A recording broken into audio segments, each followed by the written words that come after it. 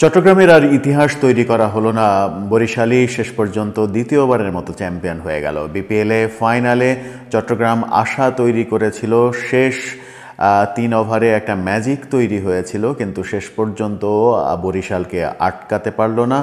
শেষে এসে একেবারে শেষ দিকে এসে রিশাদের দুইটা দারুণ ছক্কা, 19 এবং 20 ওভারে দুইটা দারুণ ছক্কাতে খেলার মোড় ঘুরে গেল, বরিশালের দিকে চলে গেল। বরিশাল দ্বিতীয়বারের মতো চ্যাম্পিয়ন হয়ে গেল। তামিম ইকবালের নেতৃত্বে বরিশাল চমকই দেখালো। চট্টগ্রামের এই ম্যাচ জেতার যথেষ্ট সম্ভাবনা তৈরি হয়েছিল, বিশেষ করে নবম ওভারে শরীফুল এবং 18তম ওভারে শরীফুলের যে দুর্দান্ত বোলিং। প্রথমে নবম ওভারে জোড়া উইকেট, তামিম ইকবাল এবং ডেভিড মালান এই দুজনকে আউট করে দিলেন নবম ওভারে।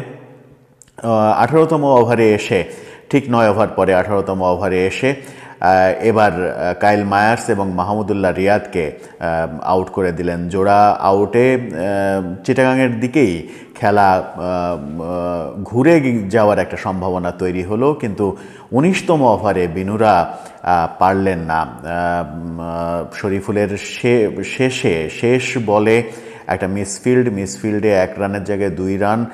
সেখান থেকেই মূলত চট্টগ্রাম একটু ভরকে গেল। আবার বিনুরার ওভারে এসে আবারও মিসফিল্ড, একের পর এক মিসফিল্ড, এবং রিশাদ হোসেনের দুর্দান্ত একটা ছক্কায় শেষ ওভারে প্রয়োজন মাত্র 8 রান। বিনুরার শেষ বলে যদিও নবীকে আউট করে দিলেন তিনি, কিন্তু রিশাদ থামলেন না। রিশাদ শেষ ওভারের প্রথম বলেই দারুণ একটা ছক্কায় খেলা নিজেদের করে নিলেন। 3 বল হাতে রেখে বরিশাল চ্যাম্পিয়ন হয়ে গেল। 194 রানের জবাবে 195 রান করলো তারা 19.3 ওভারে।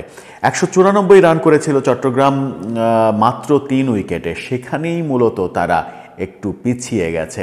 মাত্র 3 উইকেটে রানটা আরও অনেক বেশি হতে পারত, কিন্তু শেষ দিকে এসে, বিশেষ করে স্লগ ওভারে, শেষ 4-5 ওভারে চট্টগ্রাম তেমন রান তুলতে পারেনি। দারুণ বোলিং করেছে বরিশাল শেষ দিকে এসে, আর শেষ দিকে একেবারে চেপে ধরার কারণে চট্টগ্রামের রান 194-এ থমকে যায়। 3 উইকেটে তারা এই রান করে। পারভেজ হোসেন ইমন সর্বোচ্চ 78 রান করে অপরাজিত থাকেন। শেষ দিকে এসে 2-3 ওভার তিনি স্ট্রাইকই পাননি। অন্যদিকে খুব একটা যে রান উঠেছে বলা যাবে না। ক্লার্ক রান করেছেন বটে, 44 রান করেছেন। খাজা নাফি 66 রান করেছেন। ক্লার্ক 23 বলে 44 রান করেছেন, কিন্তু পায়ে ব্যথা পাওয়ার কারণে তিনি স্বাচ্ছন্দ্য বোধ করছিলেন না ঠিকভাবে। শেষ দিকে এসে আর ব্যাটে বলে করতে পারেননি। শেষে এসে একটু খেই হারিয়ে ফেলে চট্টগ্রাম। মনে হয় যে 20 রান কম হয়েছিল। 20 রান কম হওয়ার ফলে যে ম্যাচটা শরীফুল একেবারে ঘুরিয়ে দিয়েছিলেন, সেই ম্যাচটাতেও তারা টিকে থাকতে পারেনি। চট্টগ্রাম জিতলে অবধারিতভাবে Shoriful man of the match হয়ে যেতেন, কিন্তু এখন ম্যান অফ দ্য ম্যাচ এবং ম্যান অফ দ্য সিরিজের দুটোরই দাবিদার তামিম ইকবাল। সেরকম তামিম ইকবাল একটা চমকই দেখিয়েছেন। আজকে তাকে বিশেষ অভিবাদন জানানো হলো তার অবসরের জন্য। বিসিবি একটা বিশেষ আয়োজন করেছে, সেটা নিয়েও চারিদিকে অনেক সমালোচনা হয়েছে। তামিম ইকবালকে বিপিএলে কেন আন্তর্জাতিক ক্রিকেট থেকে অবসরের জন্য বিশেষ পুরস্কার দেয়া হবে, সেটা তামিম ইকবাল বলে, ফারুক আহমেদ চেয়ারম্যান বলে, আকরাম খান দলে রয়েছেন, নাফিজ ইকবাল দলের সঙ্গে রয়েছেন। সব মিলিয়ে তার পারিবারিক একটা ব্যাপার বিসিবির মধ্যে রয়েছে। সেই কারণেই এই কাজটা এই সম্মানটা তিনি পাচ্ছেন কিনা, এই ব্যাপারেও যথেষ্ট সমালোচনা রয়েছে। যাই হোক, অভিনন্দন বরিশাল দুর্দান্ত ম্যাচ জিতে শেষ পর্যন্ত দাবিদার হিসেবেই তারা চ্যাম্পিয়ন হলো। পুরো টুর্নামেন্টে খুবই ভালো খেলেছে, যদিও তাদের প্রধান প্রতিদ্বন্দ্বী মনে হচ্ছিল রংপুরকে, কিন্তু রংপুর ফাইনালে আসতে পারেনি। সেই রংপুরের সঙ্গে গ্রুপ পর্যায়ের 2 ম্যাচেই তারা পরাজিত হয়েছিল।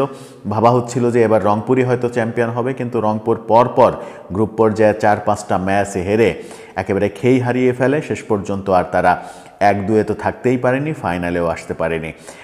চিটাগাং দারুণ খেলেছে, পুরো টুর্নামেন্ট জুড়েই দারুণ খেলেছে, কিন্তু এক্স ফ্যাক্টর আসলে তাদের পক্ষে কাজ করেনি।